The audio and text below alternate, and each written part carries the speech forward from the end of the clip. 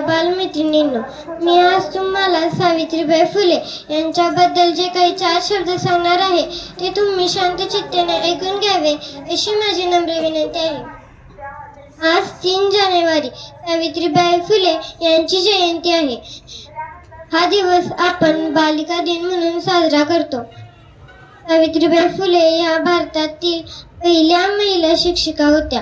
त्यांचा जन्म 3 जानेवारी 1831 रोजी सातारा जिल्ह्यातील नायगाव येथे झाला. त्यांचा विवाह वयाच्या अवघ्या 9व्या वर्षी ज्योतिबा फुले यांच्याशी झाला.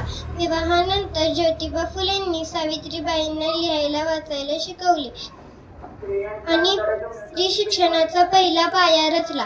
सावित्रीबाई फुले व ज्योतिबा फुले यांनी 1348 मध्ये पुण्यातील बाजारपेठेमधील भिडेवाडा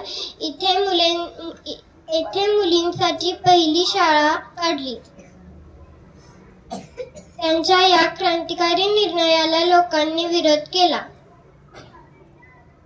त्या मुलींना शिकवायला जात असताना लोक त्यांच्या अंगावर शेण, चिखल, दगड फेकत होते, तरीही त्या डगमगल्या नाही. त्यांनी त्या सर्वांना तोंड दिले. सावित्रीबाईंनी बालविवाह, केशवपण व सतीप्रथा यांना विरोध केला. त्यांनी मुलींच्या शिक्षणासाठी खूप प्रयत्न केला.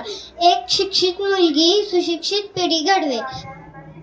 बालिका दिन हा आपल्याला मुलींचे महत्त्व सांगतो. 10 मार्च 1897 मध्ये सावित्रीबाई फुले यांनी अखेरचा श्वास घेतला. त्या थोर समाजसेविका होत्या. अशा या महान ज्ञानज्योती, क्रांतिज्योती सावित्रीबाई फुलेंना माझे कोटी कोटी प्रणाम. जय हिंद, जय महाराष्ट्र.